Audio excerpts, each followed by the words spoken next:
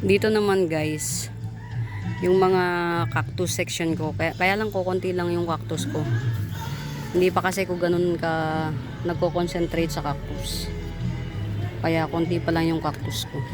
Yan. Kaya ko lang siya ipiplex kasi pabuka na yung bulaklak ulit ng ng gymno cactus ko, si black gymno cactus. Ang laki na nito guys ah. Ang sipag niya mamulaklak guys. Nakakatuwa siya. Basta pag natapos na yung isang bulaklak niya, makikita mo na lang may mag-i-sprout ulit. Magbubulaklak siya ulit. Hindi siya masyadong nagbe-baby pero bulaklak siya ng bulaklak. Siguro yan yung niya. Yan. Dito yung mga, ito mother ko na hybrid aloe. Ito for sale to. Yan, to. For sale. Ito rin. Yan. Ang titibay na nito guys.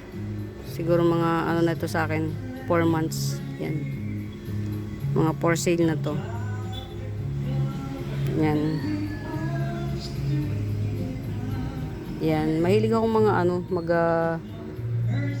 yung magsasama-sama. Kasi yung iba guys, humihiwalay na ng kusa sa mami niya. To. Humihiwalay na sila ng kusa. So, bakit hindi mo pa ba't pagsasama-samahin mo pa? Humihiwalay na nga ng kusa. Yan. Kaya yan, sa isang pot, 4 sila. Wala lang, pinagsama-sama ko lang. Ito pa, sa isang pot, magkakaiba yan sila. Hindi sila magkakaparehas. Ito pa, Yan. Yan, mga cactus section. Yan. Ito hindi to for sale. Pinalalaki ko siya. Wala lang, napipritihan lang ako. Ito for sale, si Hawo. Tsaka ito, ayun nilang bilhin, 70 pesos lang. Ang laki nito guys, hindi yan yung tig-50 na mga maliliit. Ito mami, ito mami. Ito rin mami. Ito for sale, si black aloe. Ito hindi. Akin yan. Yan, mahilig ako sa parang mga exotic na itsure. Nakakagigil. Ang tigas nito guys.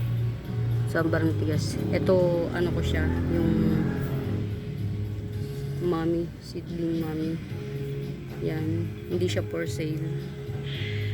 Yan, ito lang ko, konti lang yung mga ko. Ito pa, mga cactus na anong tawag dito?